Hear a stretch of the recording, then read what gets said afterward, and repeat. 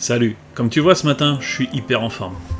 On vient de passer une super bonne nuit à Zagora et on est prêt à partir.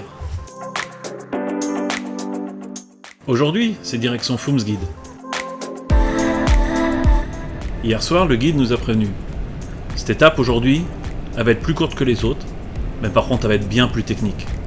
C'est pourquoi chaque participant a pu choisir en son âme et conscience et en fonction de ses capacités. Et au final, on s'est retrouvé ce matin à partir à 3 participants, plus le guide. Le reste du groupe ayant préféré faire la liaison par la route.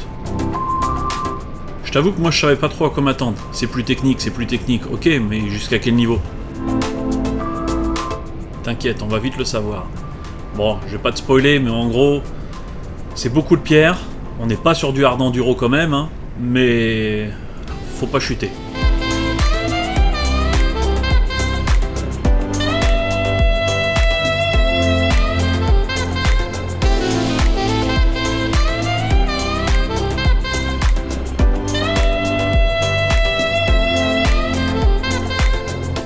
On commence donc par une piste avec un mélange de sable et de petites pierres, et on se dirige droit vers les montagnes.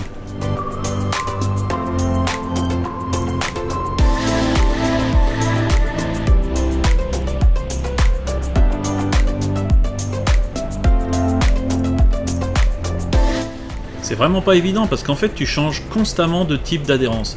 Un coup c'est des petites pierres, un coup c'est du sable. Par contre il y a un truc qui change vraiment pas, c'est le kiff que j'ai d'être là.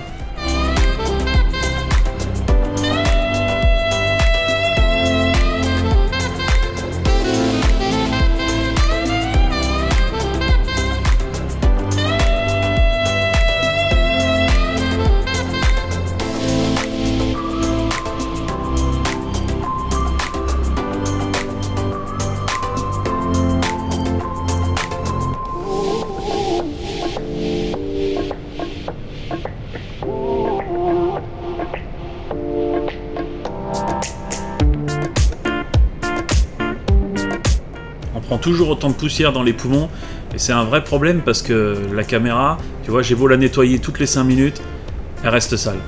Faudra vraiment que je trouve une solution pour la prochaine fois où j'y retourne.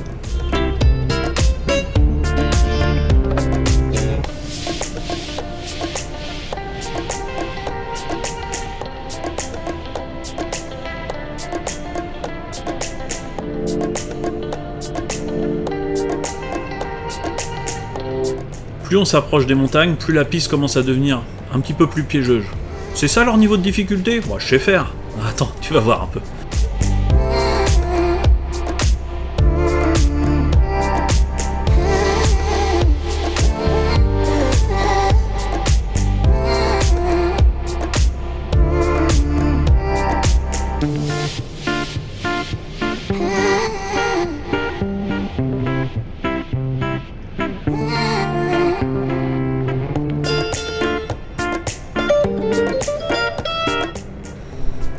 Tiens, c'est bizarre. Plus on monte, plus la piste devient un peu comme un single. J'aime pas bien ça.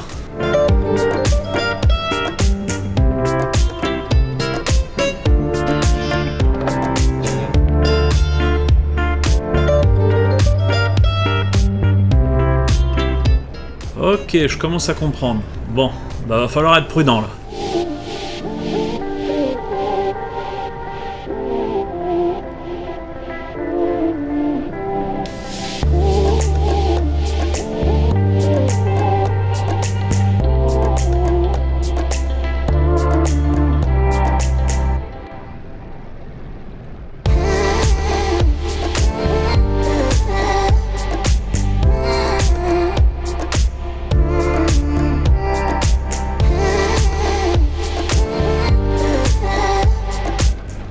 Mais bien sûr, et pourquoi pas des petits franchissements aussi? Ah bah oui, avec du sable derrière, bah pour faciliter les choses.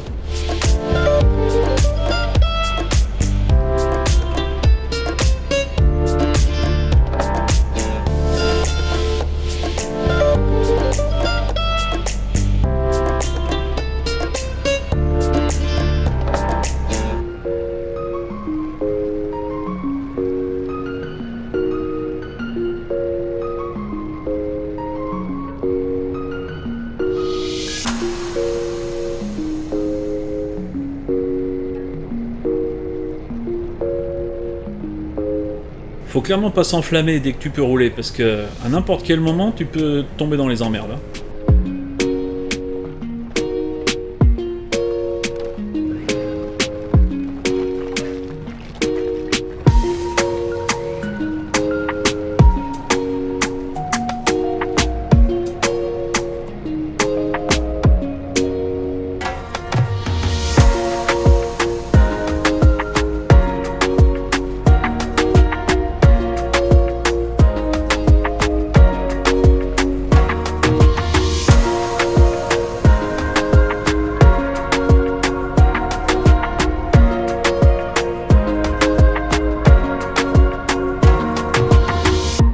Au moment où je fais le montage de cette partie de la vidéo, je me dis putain mais qu'est-ce que c'était beau quoi.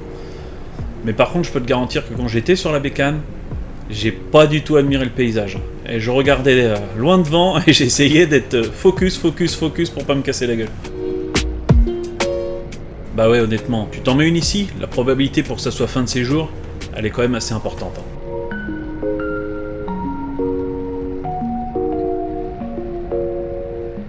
En plus, pour rien arranger, le guide et les deux loustiques devant, là, ils roulent plus vite que moi. Alors faut que je trouve le bon compromis entre essayer de garder quand même le rythme et pas faire une connerie.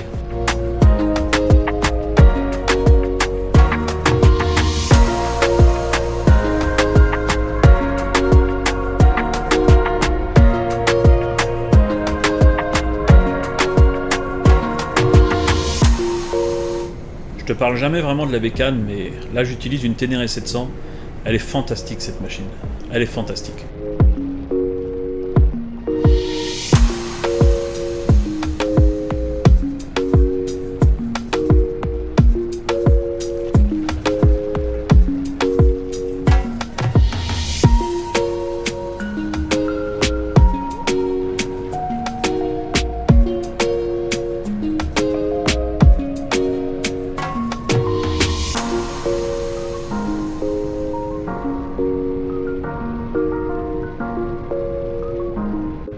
Bon allez, c'est bon, on sort de là, on va enfin pouvoir ouvrir les gaz un peu plus en grand, dans des plaines beaucoup plus désertiques.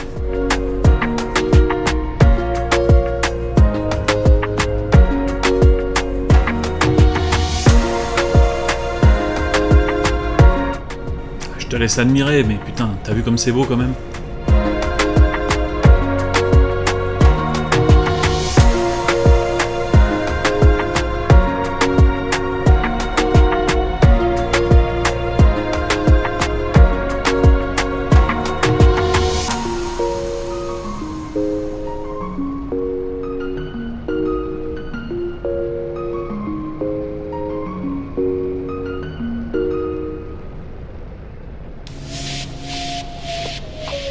À ce moment-là, je me dis putain, mais c'est vraiment cool quoi. J'ai réussi à passer la partie technique. C'est du gâteau maintenant. La fin de journée s'annonce radieuse. Tu crois ça? T'as vu les pierres? Et ben maintenant tu vas avoir du sable. T'inquiète pas, ça arrive. Avec le sable va arriver évidemment la poussière. Et donc bien évidemment, mon objectif en est rempli.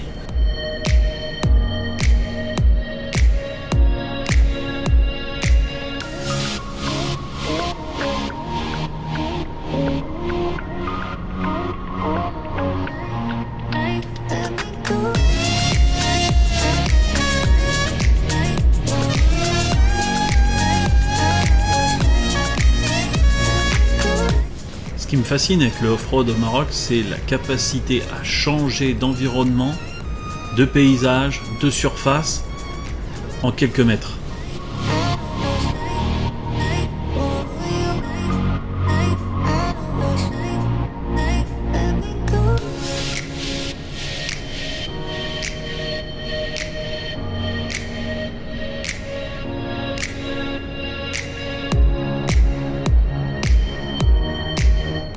Je sais ce que tu te dis.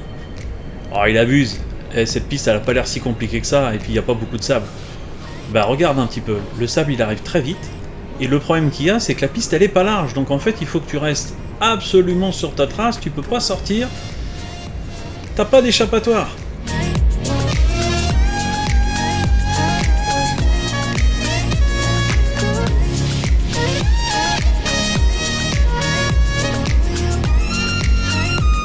Regarde la moto de devant, comment elle bouge là. Alors faut que tu t'imagines que la mienne elle fait exactement la même chose, il faut qu'en plus que je gère le fait de absolument pas décélérer parce que sinon je vais me le mettre, mais que je garde quand même un minimum de distance avec la moto de devant. Pas simple.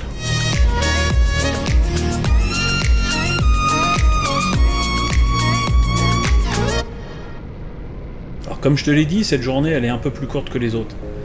Donc on va bientôt arriver là à notre hôtel. Il est environ 14h, donc déjà on va premièrement se poser, on va manger, on va boire, et puis on va enfin pouvoir se reposer, et puis profiter de la piscine un petit peu.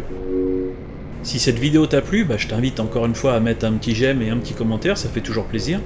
Puis on se retrouve sur la prochaine vidéo avec le jour numéro 5, qui est de loin le plus long. On va faire 400 km dans la journée. Pour le moment, nous, repos bien mérité. Allez, ciao, je te laisse.